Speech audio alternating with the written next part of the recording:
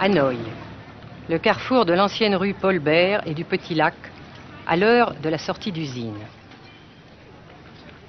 Pas une seule voiture, mais beaucoup de vélos sur lesquels se déplace lentement, machinalement la foule des travailleurs, dans une régularité impressionnante.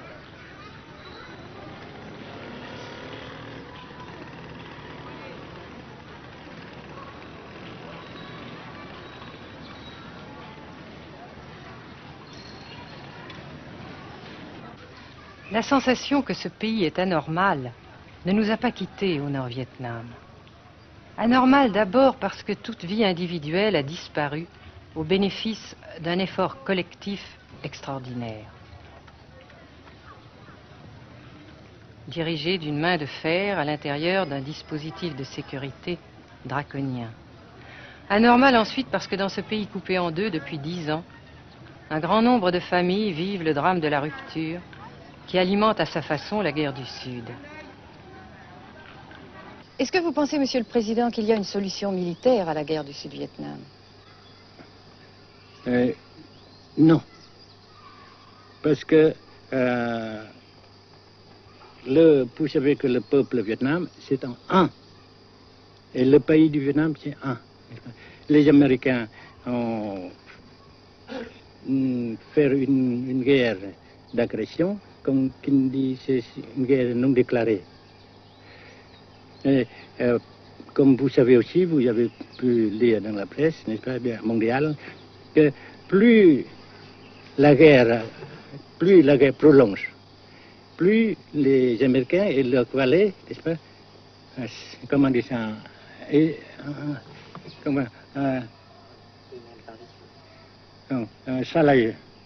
s'enliser, hein? Et plus ils supportent des échecs, comme vous savez récemment, n'est-ce pas? Par conséquent, la guerre ne peut pas durer éternellement. Et je suis très heureux que les politiciens haut placés français ont reconnu cela. Vous pensez que le général de Gaulle pourrait en quelque sorte, à un certain moment, arbitrer le conflit? Arbitrer, qu'est-ce que vous comprenez par le mot arbitraire? Nous ne sommes pas des équipes de football. Hein? Mais au-delà des accords de Genève, si je ne me trompe, une idée du général de Gaulle est la neutralisation de tout le sud-est asiatique. Est-ce que c'est une idée qui vous semble intéressante? Comme j'ai déjà dit quelquefois, c'est une idée intéressante. Mais ça dépend encore une fois de la volonté de ces peuples et la manière comment on procède à réaliser. C'est une grande question, n'est-ce pas? Et je ne peux pas dire que je suis d'accord. Et je ne dis pas que je ne suis pas d'accord, n'est-ce pas? Mais parce que vous dites, par exemple, vous dites fleurs. Fleurs, il y a beaucoup de sortes de fleurs. Il y a des roses, et des blanches, des rouges, etc. Et il y a qui sont bons et d'autres qui ne sont pas bons. Mais on dit fleurs. Monsieur le Président, nous avons constaté avec chagrin qu'au cours de notre voyage au Nord-Vietnam, que l'influence française était devenue à peu près inexistante dans votre pays. Les moins de 25 ans ne comprennent plus du tout le français. Et je me demande si, à votre idée, des rapports peuvent se rétablir tels que la France continue à jouer une sorte de rôle culturel ici. Avec la France, surtout, et avec tous les autres pays. Nous voulons avoir une coopération amicale, culturelle, économique, etc. Mais je suis sûr que vous ne voulez pas avoir, n'est-ce pas, que la France ait l'influence qu'elle avait avant. C'est une autre chose. Naturellement, c'est une autre époque. Mais coopération culturelle, économique, qu'est-ce qu'il y a encore, sportive par exemple, oui. etc., n'est-ce pas, nous le désirons. Si la guerre se cristallise au sud et se poursuit encore pendant quelques années, pensez-vous que l'avenir économique du Nord-Vietnam soit viable? Je suis sûr que c'est non seulement viable, mais ça progresse. Parce que vous avez vu vous-même, vous avez constaté vous-même qu'ici, nous travaillons beaucoup, notre peuple travaille beaucoup, avec abnégation, n'est-ce pas, et avec dévouement, avec enthousiasme.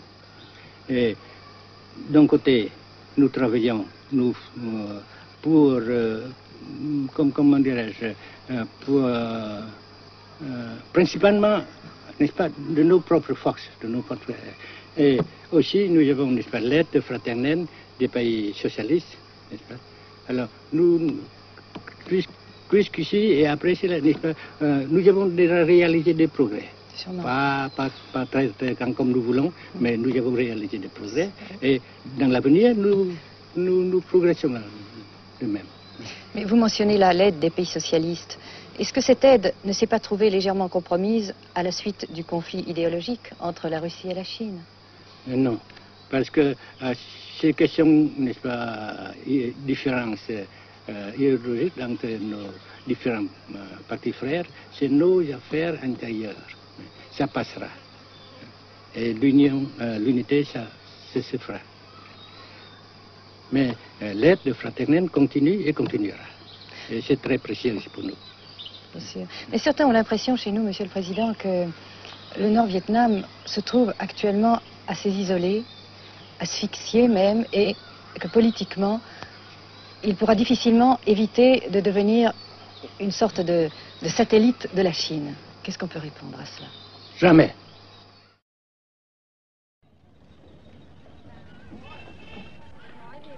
À Hanoï, la vie continue, malgré les alertes, malgré l'évacuation de plus de la moitié des habitants. Les petits magasins de la rue de la Soie sont pour la plupart fermés. Seule la trêve du Tête et ses fêtes de famille devaient redonner pour quelques jours un peu d'animation à la ville, avec la traditionnelle branche de pêcher en fleurs, symbole du nouvel an lunaire et du printemps tonkinois. La trêve, malheureusement, ne fut qu'un espoir déçu.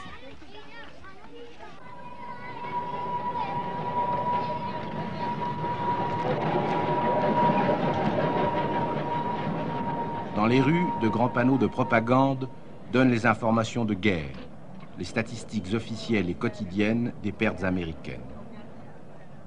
Selon le gouvernement de la République démocratique du Vietnam, 1631 avions américains auraient été abattus au-dessus du Nord-Vietnam.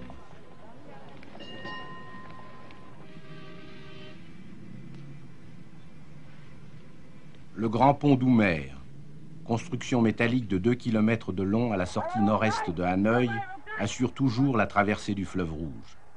Sa sauvegarde est capitale. La défense antiaérienne du Vietnam, tant redoutée par les pilotes américains, dispose de nombreuses fusées solaires de fabrication soviétique. C'est la première fois que nous pouvons vous les montrer. Les rampes mobiles de lancement sont déplacées chaque nuit afin de déjouer les repérages.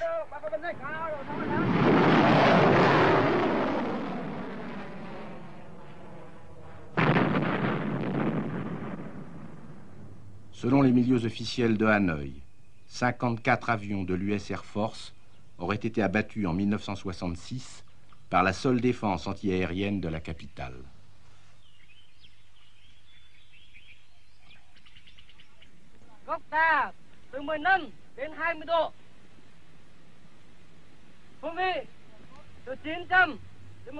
Pour la première fois également, nous avons pu voir les pilotes et les avions de chasse vietnamiens. Pour la plupart, leur formation a été assurée en URSS. L'état-major des forces aériennes du Vietnam se défend d'utiliser des pilotes ou des spécialistes étrangers. Les MiG-17 et 21 participent de plus en plus nombreux à la défense du Nord-Vietnam. Les résultats des combats aériens sont mal connus et contradictoirement mentionnés dans les communiqués vietnamiens ou américains.